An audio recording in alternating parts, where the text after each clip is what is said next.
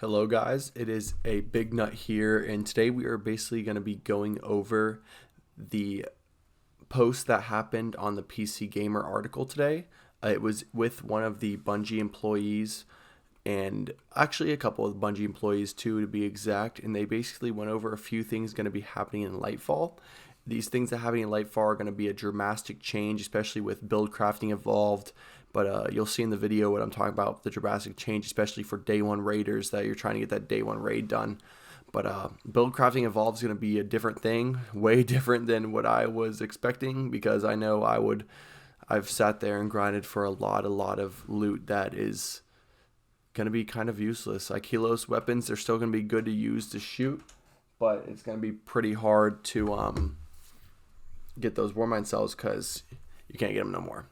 But Rodney Thompson, the design lead for Destiny, talks about the general reduction of average mod costs across the board with non-stat modifying mods costing between 1 and 3 energy. So basically, if you watched my last video or looked at the TWAB last week, they did talk about, well, they didn't really talk about it. They had a picture of a Guardian in the new, I want to call it transmog for build crafting. It's that one screen where you can see basically everything. And we saw the mods that were on there. And you saw a couple mods that had maybe additionally one armor level, or you had some that were a little bit lower. So that's going to be a big change. Hopefully it's not too drastic, because there are going to be a lot of things happening in Lightfall, especially with this new build crafting system and the new, I want to know what DIM is going to be doing, because a lot of people aren't going to be using DIM no more. So a really big thing happening in Lightfall is going to be our resilience damage resistance scale. How it's going to work the same in Lightfall, and it's not going to work anywhere close to the same from what they're saying. So Thompson says they've tuned the curve a bit. So at the top tier right now for resilience, we're about 40% resistance towards all enemies. But right now in Lightfall, they're going to be bringing it down to 30% reduction.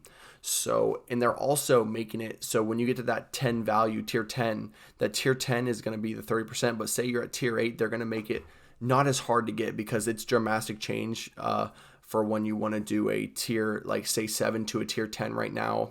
It's like 20 something percent, and then scales all the way up to 40. So hopefully they made it like when that 30, maybe it'll be like a 25 for a tier 8, which will be really nice, or like a 24, then maybe go to like 28-ish. But yeah, that'll be pretty nice. Hopefully it's not too bad on the armor, so we can use some more mod slots on different things.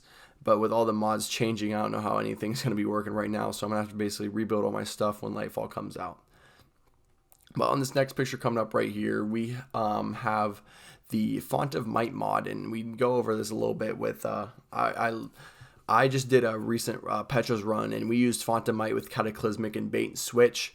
So we were all a whole bunch of Warlocks basically, and used the Charged with Light mod. So every time someone popped a super, they would get charged with light, and the Font of Might would also proc if you got a grenade kill. So we'd like throw a grenade real quick at the Thrall and get that Font of Might. But they're actually taking basically like Font of Might away in a way. They're gonna be doing, so right now Font of Might has a 25% damage buff when you have it procced. So now the damage buff is going to trigger when you pick up a Fire Sprite, Void Breach, Ionic Trace, or a Stasis Shard. And if you have multiple copies, so if you have 3 stacks of this new damage boost that they're going to be doing, you can get to 22%.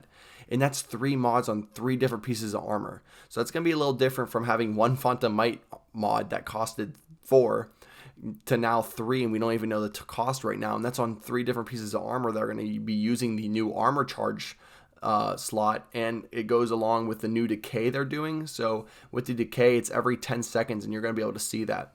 But the one huge thing about this new Font of Might rework is now it doesn't only go to your elemental weapons, it goes to kinetic. So that's going to be really huge for day one raiding and just any DPS phases on any type of boss, dungeon, anything like that, because right now our exotics, like especially Touch of Malice or Outbreak Perfected, those have a 40% primary buff for just being exotic primary, but they're going to get additional 22% buff when you have this new Font of Might proc. So that's going to be pretty nice for day one encounters, especially when you're out of that heavy ammo and you're going back to your primary. So you're going to probably see a lot of teams trying to rock this new Phantom build with the armor charges. So hopefully it does pretty good with the primaries, but I don't know how it's going to act with all the heavy changes, because I know there's a rumor up in the air that linears are going to get nerfed, so it's going to be pretty weird. And then also talking about trigger elemental effects for the new examples like Aegir Scepter, or you want to use Darcy, how it can jolt. So this will stun the corresponding champions. So say for instance you have the Cryostasia sidearm and you get one kill, get that you can get it to proc with the freezing ability. If you get one kill and then freeze a champion, you're going to be able to break its shield. So that's going to be really nice for GMs or just basically any type of encounter. But going along with all the champion stuns, it's going to be pretty nice for raids, because you can just basically go to that solar ability or go to that void, arc, stasis, strand. You can go to these abilities and be able to proc champions instead of using a weapon for a raid encounter. So it doesn't limit you as much. It opens up the playing field, makes it a little bit more fair, which is really nice. So I'm glad to see that, because I know in Val Disciple, when you're on the totems part and you have to kill those unstops, sometimes, depending on the season, it was kind of annoying, because you had to switch your weapons to certain things, and not everyone wants to be stuck to using a certain weapon. So it's pretty nice to open up the field like that. So now with armor charge mods, now they're going to have a passive effect to see their charges decay. That's going to be pretty nice to see the decay rate, instead of just it going away after a few seconds, or like not a few seconds, but just basically just disappears off your buffs and debuffs. So for the charge of light armor charge mods, how they work is every 10 seconds, they will start, after 10 seconds, it will decay one of your charges, and you could also get them to last longer with a time dilation mod, and that would actually increase it, which it increases it by every 10 seconds. And also do fire sprites, ionic traces, void breaches, etc. stasis abilities. Do they grant the same amount of ability energy? No. Each is tuned for each damage type. So that is going along with stasis shards. Stasis shards, they grant a lot of ability energy, especially for Titans and Hunters. I know when you pick those up, you can have the Hunter aspect to make so as soon as you pick up a stasis shard, you're basically getting a lot of your grenade back. So that's going to be a big difference, especially in Crucible with the Hunters that will be using stasis. But I don't really think a lot of anyone is going to be using anything other than Strand and Crucible for the first couple months, because it's going to be the new hot thing. So people are going to be wanting to use that. But it's going to be really nice for the time dilation mod, because that was originally a stasis mod, but now how they're doing the mods is no elements are required for mods anymore. So you can basically just put that without having a stasis energy armor piece, which is going to be really nice. But I'm happy to see these changes in a way, but also it's just a lot of it's like coming out of nowhere. I knew we were going to eventually get a rework here and there, but this is just a big rework. Also talking about the where weapons have different perks options, so we're going to go into loadouts for a little bit, talk about how that works. So say you have a loadout that has a different magazine, or you have one of the weapons that you had to earn from Vanguard, Gambit, or Crucible.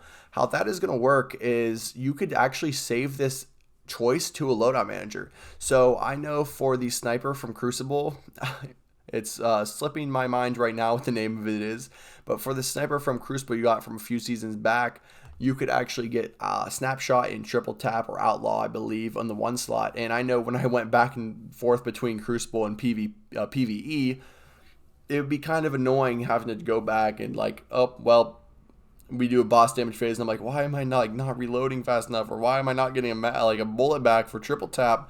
And I would realize, oh, I didn't change my stuff, and I just wasted a whole bunch of damage. But now with these new loadouts and how they're doing it, it's gonna be nice, because you can actually save the weapon perks, your choices of your weapon perks straight to your loadout, which is gonna be, I think, really helpful. Something that I don't know if Dim did, but it's gonna be a nice change in how we could stay basically in the same screen. So I'm excited for it.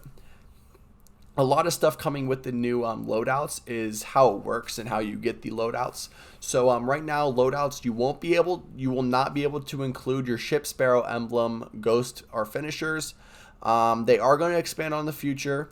So it will basically be up in there, probably a mid-season patch, I'm imagining. And you get 10 loadouts per Guardian, not per count, that's per Guardian. So 10 on your Hunter, 10 on your Titan, 10 on your Warlock, vice versa for whatever characters you have, but that's still 10 on each character. And you can get more loadouts over time with those going all the way up to 10. So how it works is once you get all the way up to 10, you have to, like, how you get them is going through the Guardian ranks. So when you go through those Guardian ranks, you get all the way. I know when you, if you start Lightfall and you've been in the game for a while now, you're going to start at rank 6. Then after that, you'll get higher and higher ranks. And then one other thing to touch on before I finish here, talking about match game modifiers, how they're being removed from high difficulty activities, what kind of modifiers will still be used. So it will show up on these special activities in the future where they like basically want to tweak the gameplay, but they don't have any specific plans for this time. But overall, I like these little mini twabs that they're doing. I guess you could say like mini releases, like midweek. Then we've been getting some juicy twabs. I'll be going over that in a video later this week. But I hope y'all enjoyed this video. Please don't forget to like and subscribe. Leave a comment if you think I could do anything better, because I am trying here. I'm getting back into it, so all this editing stuff is a little bit newer to me again because it's been a while. But I really hope y'all enjoyed the video, and see you next time. Peace.